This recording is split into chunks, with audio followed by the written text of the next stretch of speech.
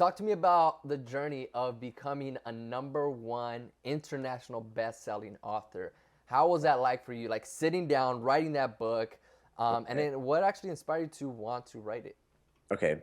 So here's the thing. You know how I said you are who you surround yourself with? Yep. Well, two of my best friends, they were one of them already wrote his book, and then the other one was writing his book at the time. And then I told myself I was going to write a book by the end of the year, and I wrote it on on a because I said I would card and I handed it to my friends. However, I kept procrastinating on it, and the Yep. reason why is because I have in order to write a book, you need to get past your mental block. Your mental block is the one thing that will stop you. Yeah. So I remember I was stumbled upon a podcast from the guy named Neil Strauss. Tim Ferriss was interviewing him. Neil Strauss is a seven-time best-selling author, and he said the first draft is for the trash. Oh yeah. First draft is for the trash. He's like, you have to write it, and you can't filter anything out. If it sounds like shit, you've got to put it out there. If it looks retarded, do it. And I was like, oh my god, let me try it out. So I sat there on my computer, and I was like, you know what? I'm gonna write one page. I'm just gonna try it out. And I just went. And then what happens is, as you're in the flow and you're just writing whatever comes, not whatever comes to mind, it's just whatever comes to heart, and it's just coming out, coming out. And then the whole process was write the book, and then format it or and then edit it on the second sweep.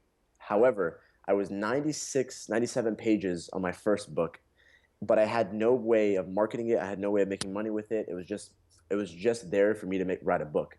Yeah. I remember one of my best friends, Luis, calls me and he says, "Hey man," we had like a 2 hour conversation on the phone, and he's like, "I really think you should write a book on sales." And I was like, "Dude, I don't know if I can." Here we're going back to my mental blocks, and I was like, "I don't know if I can, man." I was like, "I did it for 6 months, and I know I crushed it in 6 months, but I mean it's only 6 months." And he's like, "Dude, the fact that you did it in 6 months, that's an accomplishment in itself." Yeah. And then I was like, it was a high producing dealership. And I was like, they were selling a lot of cars, but he's like, yeah, they were selling a lot of cars, but you sold double the amount of cars as everyone else. Yeah. So again, the whole thing was me getting over my mental block. And I was like, you know what? I'm going to do it because I said I would. So I put my book on the back burner, which was just a general motivation book, that had no follow up, nothing. And it's sitting on a file on my computer. And then I went to go write this. So Luis walked me through and we set a date. However, when I set the date for pre order, I had no idea that I had 2 weeks less time.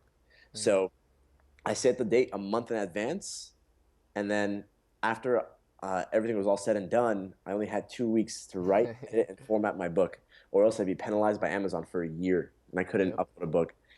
So, when you have pressure and you have your boy in your ear all the time, I had to do it. So I wrote the book, I Mhm. edited it, and I formatted it all in 2 weeks. Wow.